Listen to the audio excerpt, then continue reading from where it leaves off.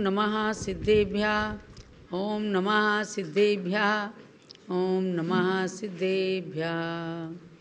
नमो अरिहंताणं नमो सिद्धाणं नमो आयर्याणं नमो वज्झायाणं नमो लोये सौसाऊणं। सरस्वती नमस्तुभ्यं वरदे कामरूपिणी विद्यारंभं करिष्यामि सिद्धिर्भवतु मे सदा सिद्धिर्भवतु मे सदा। चलो पंच परमेष्टि भगवान की जय।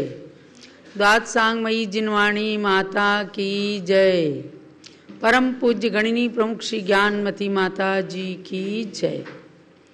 बब्यात्माओं 3:30 बज चुके हैं दिन के, और अब आश्रव त्रिभंगी का अध्ययन स्वाध्याय प्रारंभ हो रहा है।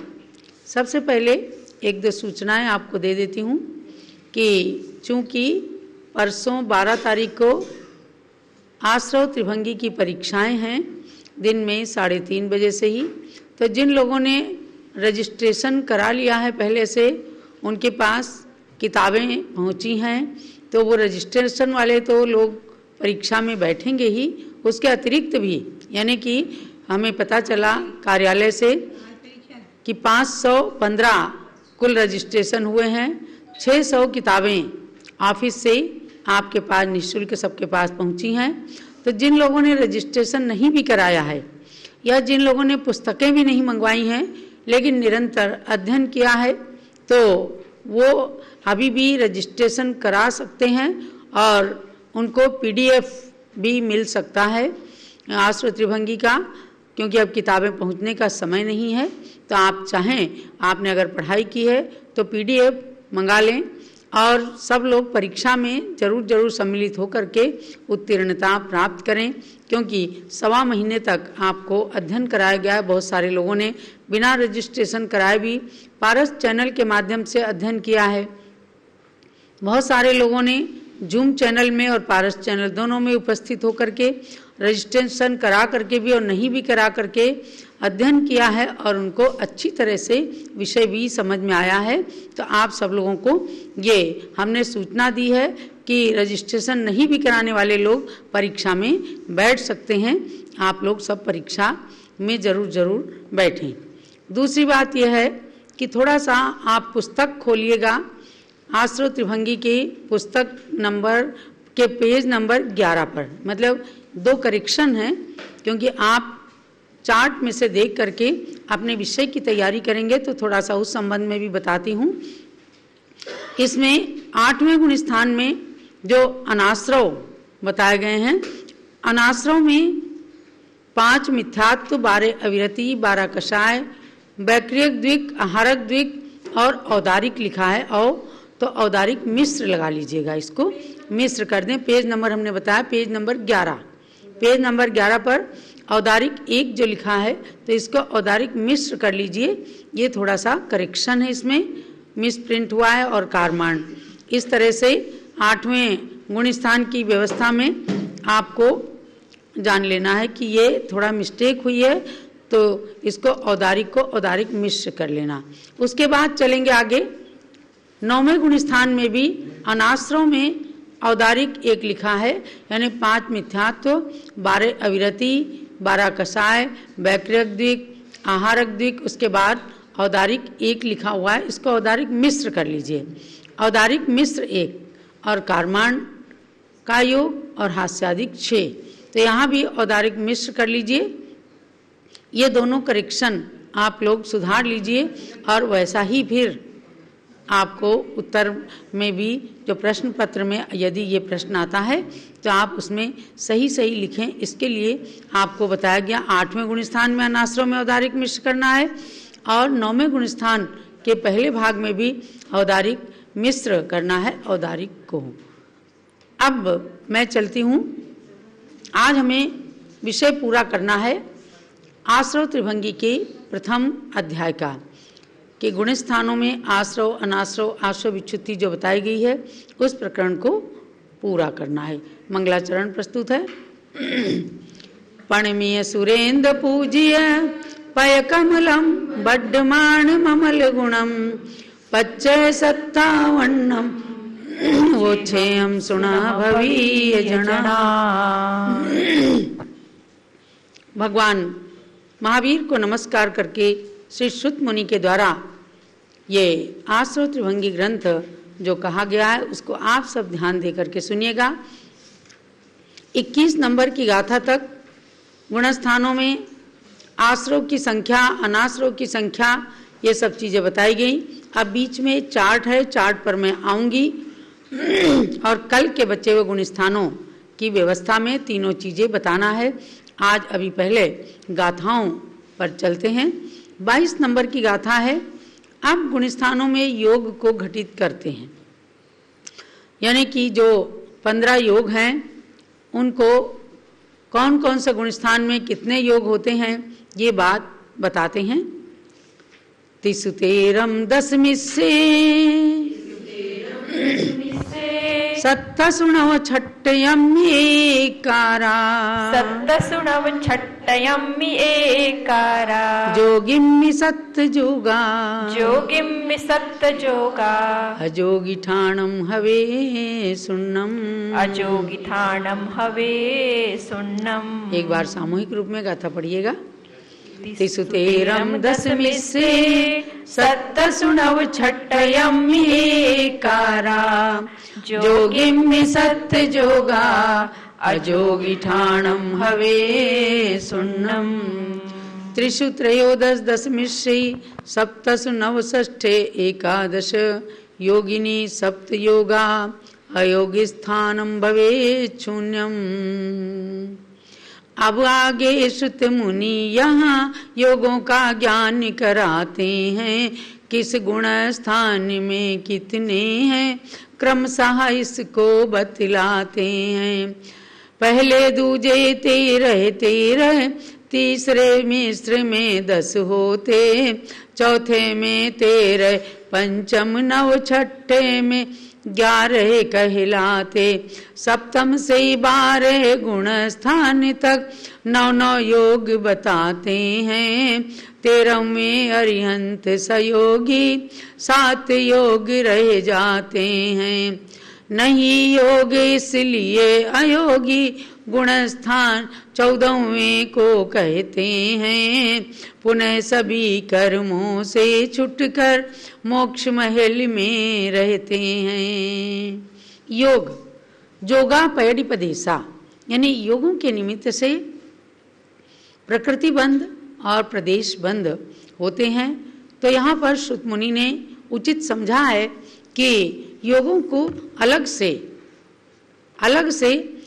योगों को 14 गुण स्थानों में घटित कर दें। तो 14 गुण स्थानों में योग की व्यवस्था आप जानिए। 3 गुण स्थानों में 13 यानी 15 योग तो आप पहले जैसे 57 आश्रव के नाम लिखे थे ऐसे 13 योगों के नाम लिख लीजिए। मन के 4, वचन के 4 और काय के 7। तो काय के 7 कौन से? औदारिक मिश्र, आहारक मिश्र, वैक्रियक मिश्र और कारमान का योग। ये 7 का योग हैं। सत्य असत्य उभय अनुभय ये 4 मन के और इसी प्रकार से सत्य असत्य उभय अनुभय ये 4 वचन के। ऐसे 8 और 7 15 योग हैं। अब 15 योगों में प्रथम गुण स्थान में 13 योग हैं, यानी कि आहारक और आहारक मिश्र छूट गया। इनके बिना 13 योग होते हैं। द्वितीय में भी यही 13 योग हैं। तो 4 मन के, 4 वचन के, 2 औदारिक के और 2 वैक्रियक के और 1 कारमान का योग, ऐसे 13 योग। द्वितीय में भी यही।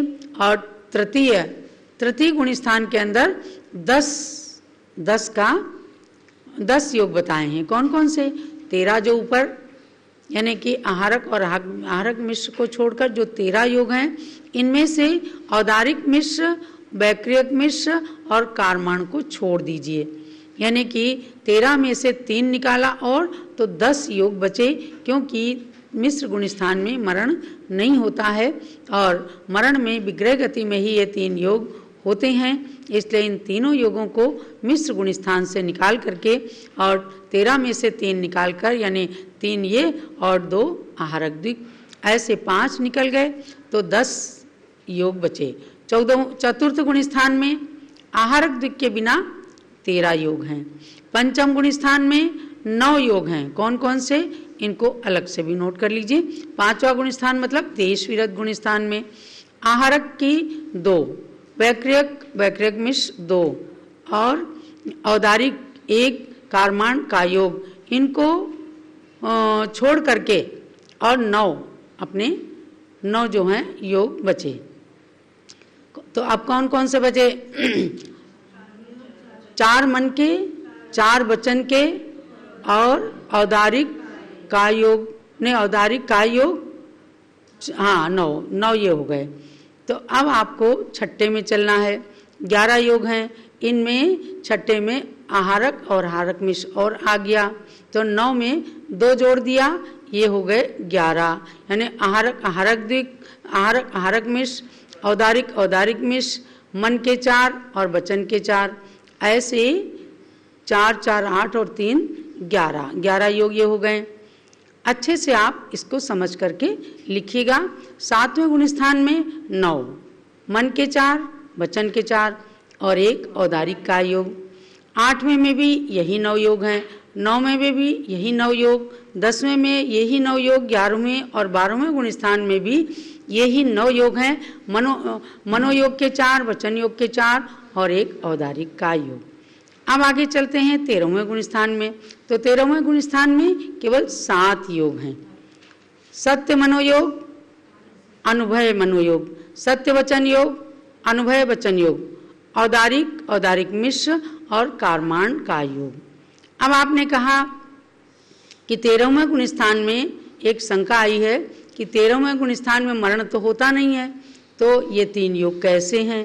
तो आपको ये पहले भी हमने बताया था कि 13वें गुण स्थान वर्ती सहयोग केवली जिन जब समुद्घात करते हैं, यानी आयु कर्म के बराबर अन्य अघातिया कर्मों को भी करने के लिए दंड कपाट प्रतर लोक पूरण, ये समुद्घात जो केवली करते हैं उनके ये 3 योग पाए जाते हैं, इसलिए इन 7 योगों को माना है। और 14वें गुण स्थान का नाम ही अयोगी, यानी कि वहाँ पर कोई भी योग नहीं होता। ये 14वें गुण स्थान में जो 22 नंबर की गाथा है उसके अनुसार आपको योग की व्यवस्था बताई गई है। अब अंतिम 23वां श्लोक है, जो अंतिम मतलब प्रथम अध्याय यानी गुण स्थानों में त्रिभंगी का ये अंतिम श्लोक है। यहीं तक आपकी परीक्षा होनी है। तो 23 नंबर का श्लोक अब पढ़ते हैं। गुण स्थानों में कषाय, दुसुदुषिपण इगिबीसम, दुसुदुषिपण इगिबीसम, सत्तरसम देश संजदे तत्तो, सत्तरसम देश संजदे तत्तो, तिसुतेरम नवमे सग, तिसुतेरम नवमे सग, सुहमेगम होन्ति हुकसाया, सुहमेगम होन्ति हुकसाया। एक बार सामूहिक पढ़िए। दुसुदुषिपण इगिबीसम, सत्तरसम देश संजदे तत्तो, तिसुतेरम नवमे सग, सुहमेगम होन्ति हुकसाया।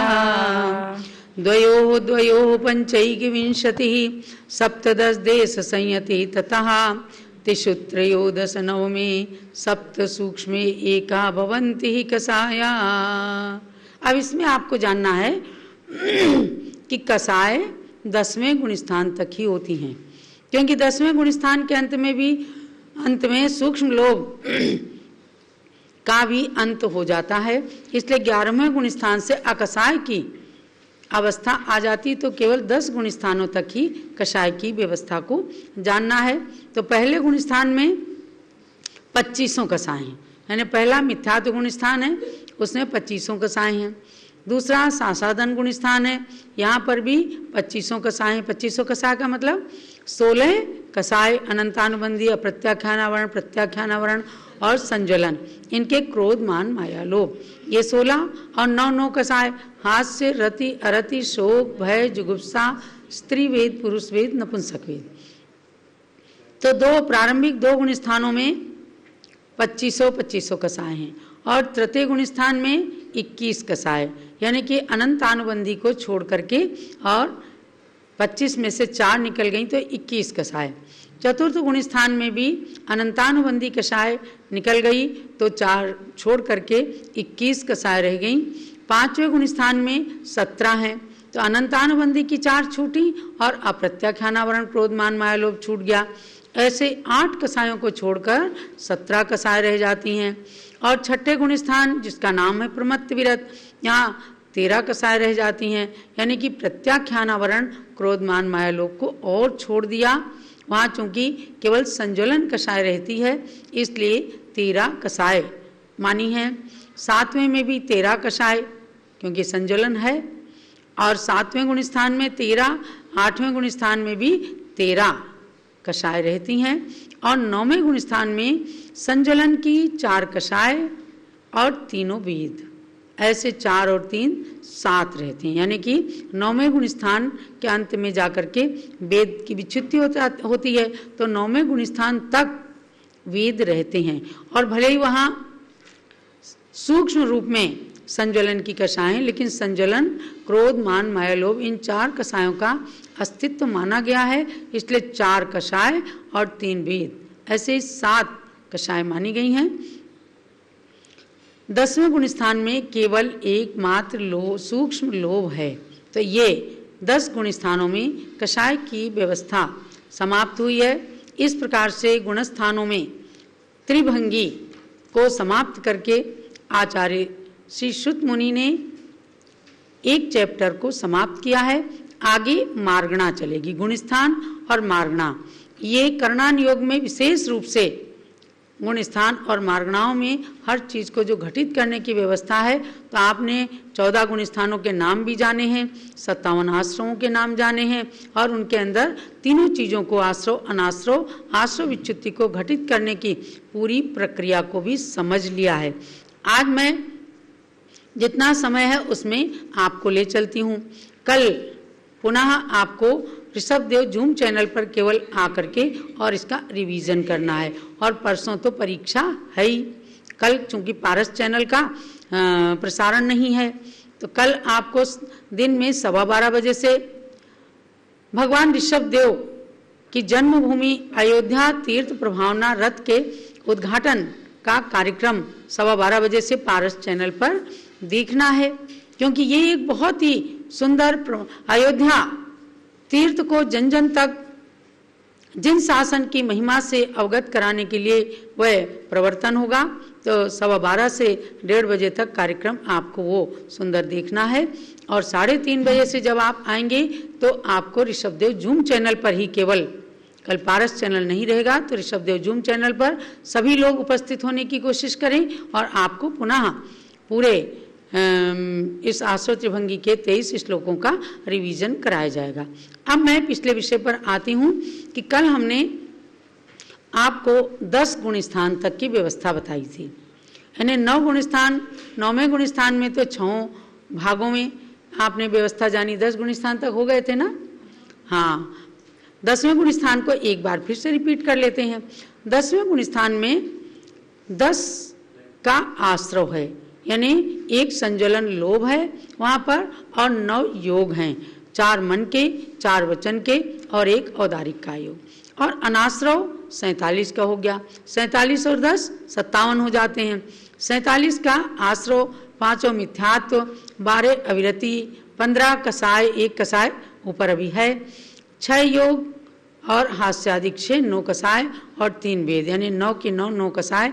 इस प्रकार से 47 का अनाश्रव हो गया, और आश्रव विच्युति में एक सूक्ष्म लोभ की आश्रव विच्युति है। ऐसे 10वें गुण स्थान की ये त्रिभंगी है। अब 11वें गुण स्थान में आते हैं, इसका नाम क्या है? उपशांत मोह गुण स्थान, उपशांत कसाय भी कहते हैं इसको। तो इसके अंदर आश्रव है 9 योग मात्र, क्योंकि सूक्ष्म लोभ भी 10वें गुण स्थान में विच्छिन्न हो गया, तो अब 11वें गुण स्थान में उसका आश्रव नहीं है। 4 मन के, 4 वचन के और 1 औदारिक का योग, केवल इन 9 योग मात्र का यहाँ आश्रव है। और अनाश्रव बाकी इनसे अतिरिक्त सारे 48 का अनाश्रय हो गया, 5 मिथ्यात्व, 12 अविरति, 16 कसाय, 6 योग, हास्यादिक 6 और 3 वेद। इस प्रकार से 48 का अनाश्रय हो गया और आश्रय विच्छुत्ति कुछ भी नहीं है, शून्य है। अब आइए 12वें गुण स्थान में, इसमें आश्रय है 9 योगों का, जो 11वें में था 4 मन के, 4 वचन के योग और 1 काय योग, ऐसे केवल 9 योगों का यहाँ आश्रय है। अनाश्रय पूरे 48 का, ऊपर वाले ही पूरे 48 ले लिए, इसमें भी अनाश्रय। अब इसमें आश्रय विच्छुत्ति जो है वह 4 की आश्रय विच्छुत्ति हो गई। किनकी नोट कर लीजिए। असत्य मनोयोग, असत्य वचन योग, उभय मनोयोग, उभय वचन योग, ऐसे करके इन 4 योगों की विच्छुत्ति हो गई। क्योंकि आगे 13वां गुण स्थान बन रहा है, वहां सत्य मनोयोग, सत्य वचन योग, अनुभय मनोयोग, अनुभय वचन योग आ जाएंगे। और नान्यथावादिनो जिना, जिन यानी केवली भगवान कभी भी झूठ नहीं बोलते, इसलिए उनकी एक एक वाणी, एक एक वचन उनके सत्य ही होते हैं। तो अब आते हैं हम 13वें गुण स्थान में। 13वें गुण स्थान में आश्रय है केवल 7 का, और वह भी ईर्यापत आश्रय है। आते हैं चले जाते हैं, भगवान से कुछ भी लेना देना नहीं। तो सत्य मनोयोग, सत्य वचन योग, अनुभय मनोयोग, अनुभय वचन योग, औदारिक का योग, औदारिक मिश्र का योग और कर्माण का योग, ऐसे 7 योगों का आश्रय है। यद्यपि यहाँ पर 5 का आश्रय होना चाहिए था, 4 मन के, 4 वचन के और एक औदारिक का योग, लेकिन इन तीनों का इसलिए किया है कि समुद्घात की अपेक्षा औदारिक मिश्र और कर्माण का योग, ये 2 आश्रय जो हैं उसमें आ गए, इसलिए 7 आश्रय। 4 मन के, 4 वचन के और 1 औदारिक का योग ये होना चाहिए था, लेकिन समुद्घात में ये औदारिक मिश्र और कर्माण का योग भी हो जाते हैं, इसलिए इनको आश्रय में लिया है और अनाश्रय में ये 2 कम हो जाते हैं। तो 50 का अनाश्रय हो गया, 50 और 7 57 हो जाते हैं। अब इनसे जो शेष बचे वो 50 अनाश्रय में आ गए। तो भी आप गिनती कर लीजिए, 5 मिथ्यात्व, 12 अविरति, 16 कसाय, 8 योग, हास्यादिक 6 और 3 वेद, यानी 9 कसाय, ये सब मिलकर के 25 हो जाते हैं। 50, इन 50 का अनाश्रय। मैंने बताया था ना, जैसे जैसे ऊंचे ऊंचे श्रेणी पर गुण स्थानों में सीढ़ी पर चढ़ते हैं तो अनाश्रय ज़्यादा का, आश्रय कम का होता चला जाता है। और आश्रय विच्छुत्ति यहाँ है 7 योग की, 7 की 7 योग जो आश्रय में थे इनकी विच्छुत्ति हो गई। विच्छुत्ति का मतलब ये है कि उस गुण स्थान को जब पार कर रहे हैं तो वहाँ से ये योग चले गए। तो इन 7 योगों की विच्छुत्ति हो गई। अब 14वें गुण स्थान में शून्य का आश्रय और 57 के 57 अनाश्रय, यानी कि अयोगी, योग है ही नहीं। तो सारे के सारे 57 के 57 आश्रय सब चले गए और वहाँ पर केवल क्या रह गया कि आ ई उ री री, इतना बोलने में जितना समय लगता है बस इतने समय मात्र में वे अयोग केवली गुण स्थान में रह करके और सिद्ध परमेष्ठी बन जाते हैं। यानी घात्या अघात्या समस्त कर्मों का नाश करके वे शरीर रहित होकर सिद्ध शिला पर पहुंच जाते हैं। तो सहयोग केवली गुण स्थान में कसाय के नहीं होने से स्थिति एवं अनुभाग बंध भी नहीं होता है, इसलिए वहाँ मात्र योग के निमित्त से प्रकृति और प्रदेश बंध ही माने गए थे, जो एक समय की स्थिति वाला बंध कहा जाता है। और इस बात को ध्यान रखना कि जोगा पयडि पदेशा ठिधि अणुभागा कसाय दो होंथी, प्रकृति और प्रदेश बंध योग के निमित्त से होते हैं, स्थिति और अनुभाग बंध कषाय के निमित्त से होते हैं। तो योग का हलन चलन कम करना है, अशुभ योग से शुभ योग की ओर आना है, कसायों की स्थिति को उपशम करना है, शांत करना है और एक दिन निष्कषाय होने की प्रवृत्ति की ओर अग्रसर होना है। यही स्वाध्याय का सार समझना। प्रथम चैप्टर आपका पूरी तरह से पूर्ण हो गया है।